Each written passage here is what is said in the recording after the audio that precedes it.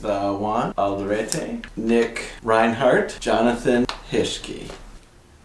All right, next question, not a music topic. Okay, what's the last good meal you had? Open, the floor is open. Okay, how about great meal? I really enjoyed that in Anaheim the other night at the, what was it called? The Ranch? No. The Ranch. You're Was right. it the Ranch? Ranch in Anaheim. That was good. That was real good. All right, so that It was a prime rib for me. Oh. he had the prime rib, and maybe that's why he was so stoked, because it kind of was more of a steak place. Shoot, the last great meal that I had. You have great meals all the time. Oh, but you know what I had that was like unexpectedly great was the night of the bowling earthquaker party.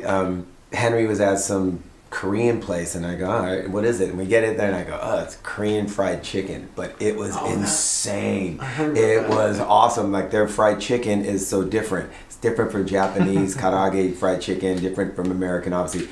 But it's fried chicken, like either soy, spicy. They can do, meaning soy sauce flavor. But they can also do non-chicken, like I guess a soy-based, some kind of thing. But just great. And I go, wow. And that's all that's on the menu is their different styles of fried chicken. Wow. But it's like, you can get it on the bone, or you can get it in cutlets or whatever. It was Right. great. So I guess that one. Nick? I don't know if it was the last great meal I had, but kind of what you were about to go into is every time we go to your house, Oh, God. it is like, it's a really exciting thing. That's because probably the last great meal. That's I what had. I'm saying. Yeah. You Yep, walk that's in, true. and his wife, Ann, is the gnarliest, raddest cook ever.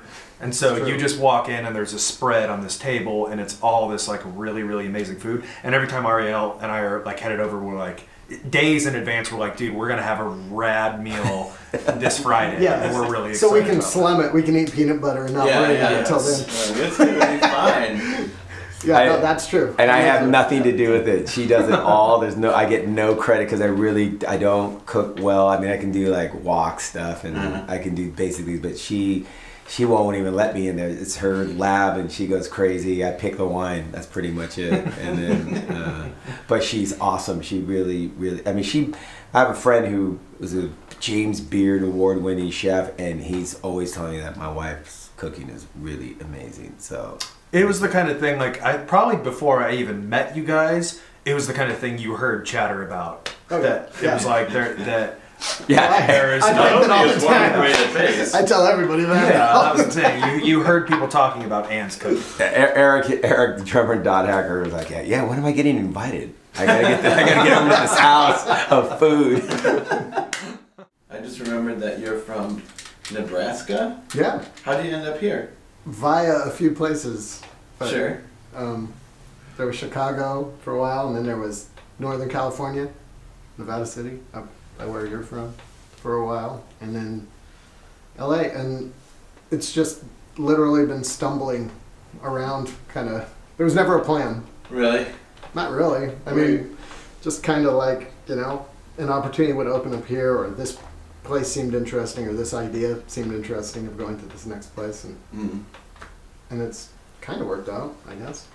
But I've enjoyed LA a lot. It's been great. It's really strange because I think I've spent more time here. I mean, I moved away from my hometown of Lincoln, Nebraska, like when I was 3 or something.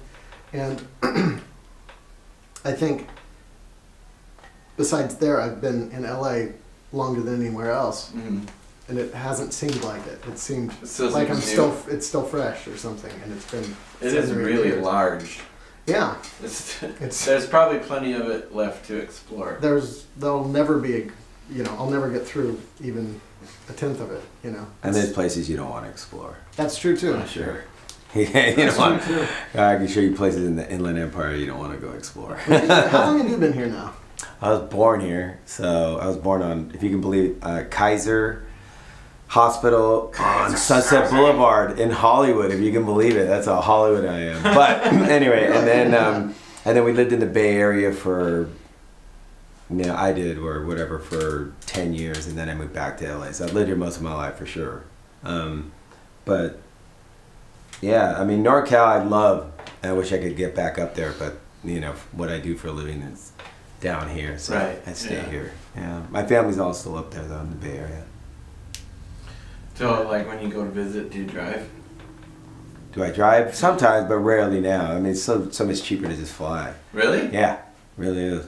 And so, well, although I take that back, now with the gas prices like been cut in half, it probably is flipped again. I don't know, but like a year ago, no, you'd never save money by driving. but and it's weird how that has not changed the price of flying. Yeah. They're getting away with murder, these airlines right now, because they're getting gas at half the price and they're charging the same amount, if not more, for flying. And that's what they blame the inflation on, with the gas prices. Really? On the airlines? Yeah, I remember that was their excuse a few years ago. It's like, well, I mean, gas is so expensive, we have to charge more for our flights. Yeah. Okay, now what? Well, it's fracking, is according to, because we brought down the price of oil, and of course, the Arab oil companies keep going, well, we have to get rid of this oil that we're producing, so then it's just like this, you know what I mean? But, I mean, I don't know. They keep saying all that's going to even damage all these other economies. I don't know. It's like, yeah, it's all manipulation in somewhere. Another, I would imagine. I kind of just hope it just runs out really quick, then we just don't have to deal with it anymore. God, get on bikes, please. Get on bikes. Do a bike commercial. Every other progressive country, even poor countries. Yes, for a bike commercial. Biking, please, just get on a bike. You can make them out of bamboo. They're so cheap. They're super sturdy. It's green. It's good for your health. You'll live longer. Ask David Byrne. He tours with bikes like I do. I just can't recommend it enough, man. LA is a horrible bike city, so the only way it's going to get to be a better bike city is if more people do it. And there's better bike lanes and it's safer. But I've toured, Minneapolis is a #1 bike city in the United States. Always gets ranked #1. It's awesome. I've done it. Rome, I was scared as hell. And I saw some lady without a helmet. She was probably 70 years old. She got right in the traffic circle. So I was like, what am I afraid of? And I'm telling you, if you really want to stop all this, then get on bikes, and it saves lives way more than it kills people, for sure. So yeah, I seem to remember a certain bass playing friend of mine was pretty ill prepared for the Minneapolis weather, but he went out biking in the snow anyway.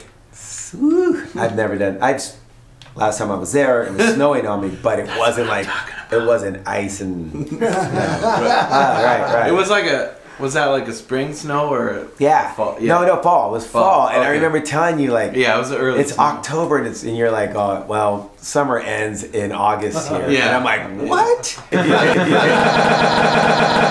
Now I want to get back to LA real quick just to ask you how you're liking it so far, because he's brand new.